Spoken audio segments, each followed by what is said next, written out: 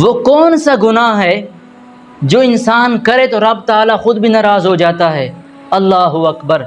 اب رب تعالیٰ کی ناراضگی تو پھر تو بات ہی ختم۔ جب انسان پر رب ہی ناراض ہے پھر انسان کس لائق ہے؟ انسان کیا کر سکتا ہے؟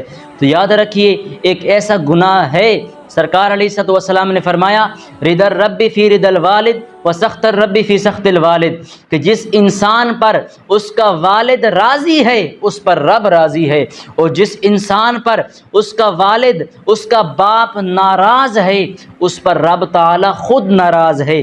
تو یاد رکھیے اگر آپ کا والد، آپ کا باپ، آپ کے بابا اگر آپ پر ناراض ہوں گے تو اللہ رب العزت بھی آپ پہ ناراض ہوگا۔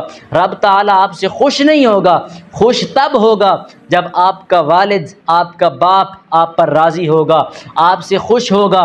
اگر باپ اور ماں خوش ہیں تو رب تعالیٰ بھی خوش ہے، اگر یہ دونوں ہستیاں ناراض ہیں تو رب تعالیٰ بھی ناراض ہے۔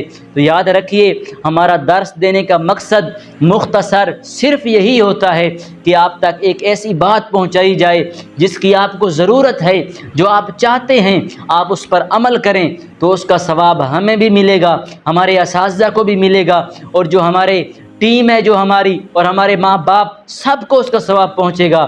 تو یہ محض آپ کے لیے ہم چھوٹی چھوٹی باتیں لے کر حاضر ہوتے ہیں۔ تو یاد رکھیے والدین کے ساتھ ہمیشہ احسان کیجیے، اور میرا یہ اپنا پسندیدہ عمل ہے، میری کوشش رہتی ہے کہ اپنے ماں باپ کو کسی قسم کی تکلیف نہ دی جائے، اپنے ماں باپ کو ہر حال میں خوش رکھا جائے۔ تو آپ بھی اپنے ماں باپ کے ساتھ احسان کیجیے۔ دعا کرتا ہوں اللہ رب العزت ہم سب کی محبتوں کو قبول فرمائے۔